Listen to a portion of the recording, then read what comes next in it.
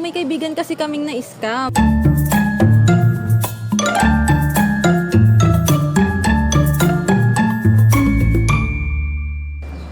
Hi guys! Welcome to the vlog. So kasama ko ngayon si Jelcy. Hi! Andito kami sa BSU Bustos Campus. So may kaibigan kasi kaming na-scam. So ngayon, maghahanap kami ng mga CPE student na pwede naming interview kung ano yung pwede nilang solution. Tsaka yung mga impacts and resources na magagamit nila. Tara! Punta kami. Diyan nakalakad tayo dyan. Makita tayo mga CPE student. Samahan kami. Samahan tayo. Bye!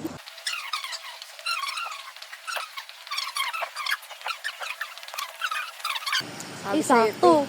Sabi Ganyan sa'yo, pala may yung mga laptop. CPE, no? Sabagay. Tayo din, nag-aaral tayo Parang mabuti. tayo yan. Si ate, computer engineering po kayo, Oo no? nga, Halata. nakita namin.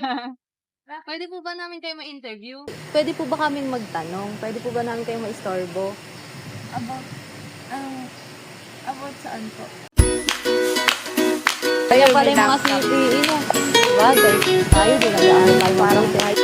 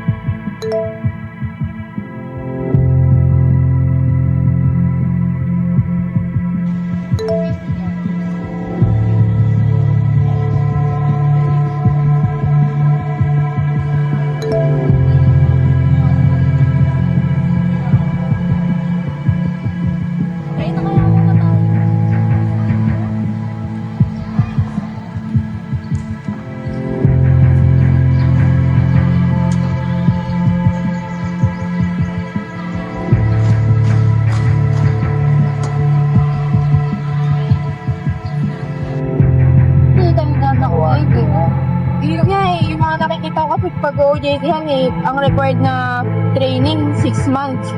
6 months? Bongga naman yun. Oo nga, Hours man tayo. Simula na silang mag-aaral eh. Hindi na tayo mag-aral. Oh. Lotte, tingnan mo. Totoo ba to? Dagi, check mo yung Gcash mo. Bakit? May nag-ano sa kanya, bumabawas sa Gcash. May nag-detect. Magkano? Yung nakita ko kanina, 500 eh. Ano? Nag-direct ito eh. Bakit naman? Daan bang laman yan? Pambayad. Hala, ate! Ito naubos, 48 na lang. 48 na lang natira.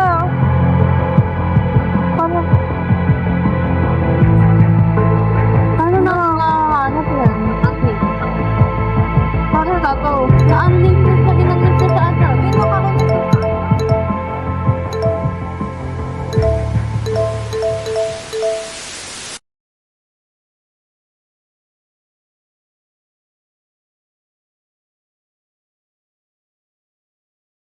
So, ang solution po na naisip ko ay ang paggawa po ng social media monitoring bots. So, basically po, yung bots po na ito is automated programs po siya na kayang iscan po yung public posts and comments sa mga pages po and sa kagaya po sa social media po na Facebook or Twitter. So, ano po, para po maghanap po ng mga signs ng scam activities. So, ano po, ang naisip ko po is halimbawa po, may nag-post po sa Facebook ng work from home, tapos 20K po ang per week yung sahod, tapos no experience needed daw po. Pero sa totoo lang po, scam po pala yon. So, yung bot po na gagawin is, kaya po niya ma-detect yung pattern po ng ganitong post gamit po yung mga keyword analysis and behavior tracking. At saka po AI-based detection. So, kapag po na-flag na po ng bot yung isang post na mukha pong scam, automatic na po siya magsisend po ng alert po sa admin or sa moderator po ng page na yon or ng group. So, pwede rin po itong gumawa ng report or pwedeng gamitin po yung cybersecurity teams para po gumawa ng actions like i-take down po yung post or magbigay po ng public warning.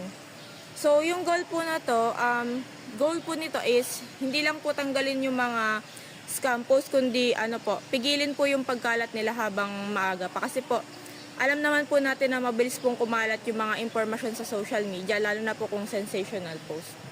Ayun po. Balak po kasi talaga namin gumawa ng isang app. Yung app po na yan, tinatawag po namin na, scam detector and awareness platform na gumagamit din po ng mga machine learning para po matukoy tsaka ma-flag po agad yung mga kahina-hinalang message, yung tulad po ng email, tapos sa mga website po, syempre lalo na po yun sa mga text na link. Pagkatapos po nun, syempre nagbibigay din po kami ng mga aside po pala dun, syempre, yung matatanda po sa atin, matutuwa po na may nagte-text sa kanila na nanalo sila ng ganun kalaking halaga, i-click po nila. Kaya, ang balak po namin, gumawa po ng isang website, app po, na yung nag-a-aware po sa mga user na kung may papasok pong scam, may possible scam. Tapos magkakaroon din po ng real-time reporting system na pwedeng mag-report yung mga users ng scam para po makatulong sa pag-update ng system. Bukod po sa detector, maglalagay din po sana kami ng educational feature like yung tip po or sample po ng sa mga tao na na-scam po sila. Then, dahil po doon, may iwasan na din po natin yung sa mga scam. In that way, yung technology tsaka educational, yung education, sabay po nilang lalabanan yung scam. So, ang paggamit po ng social media monitoring, boss, ay meron po siyang malaking impact sa pag-iwas po at pagtugon po sa mga online scam. So, dahil po automated nga po yun, kaya na po niya agad ma-detect yung mga kahina-hinalang post gamit po yung AI at saka po keyword analysis. Kaya po mababawasan na po yung chance na kumalat po yung scam content. So, nakakatulong din po to sa mga admin at saka po sa cybersecurity teams na mabilis po silang makakaresponde habang nagbibigay po sila ng data para sa public awareness at prevention campaigns. So sa ganitong paraan po, nagiging proactive at scalable po yung protection laban po sa mga online scams or yung mga panloloko po online. Tapos yung din po, yung possible output din po ng solution namin ay mababawasan po syempre yung mga nabiktima ng scam. Then, lalo na po sa mga online platform. Kasi din po, di ba may mga scam detection na ginawa namin at awareness system na mas magiging alerto po yung mga tao sa mga kahinalang message at website.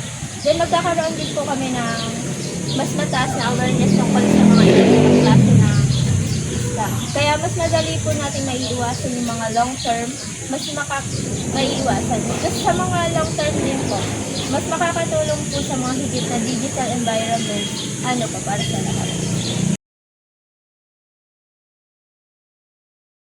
So, ang naisip ko naman po, para po magawa yung solution na to, kailangan po ng gumamit ng technical tools gaya po ng AI algorithms, machine learning models, at saka po natural language. Para po sa processing, para po matukoy yung scam patterns. So, bukod po doon, data sources din po, katulad po ng sample scam posts at saka po user behavior logs. Mahalaga din po siya para po sanayin po yung system. So, yung social media platform access po via APIs, sila po yung magbibigay daan para po ma-monitor po yung mga content. So, kailangan din po ng cybersecurity knowledge at collaboration with moderators or digital law enforcers para po ma-implement po ng maayos yung mga actions gaya po ng takedowns or warnings po. Sa mga resources, kailangan po namin ng machine learning frameworks tulad po ng Tensor, Sa programming language din po like yung mga Python at JavaScript. Then sa mga data source po, na naglalaman po ng mga range ng example po yung like phishing emails, fake website para po mapag-train yung detection model. Yung sa cloud platform, tulad po ng Google Cloud para po sa deployment. Then sa din po, kailangan din po namin ng mentor at professional sa cyber security po para sa guidance. Then hindi naman po magiging successful yung apps namin kung walang user feedback po para po sa makatulong din po maka-improve ng system. Maganda din po yung mga na-interview tulad po nung kanina po namin na-interview. Ang ganda po ng mga solution tsaka idea niyo pong naisip, no? Kaya nga. Pagka po na-implement na yan, papagamit namin sa kaibigan namin. So after this video po, nag-ready kami ng question. Yung first 3 na makakapagbigay ng tamang sagot, may prize. May Gcash po kayo sa kanya kapag nasagot niyo po ng tama. Kaya comment down below, guys!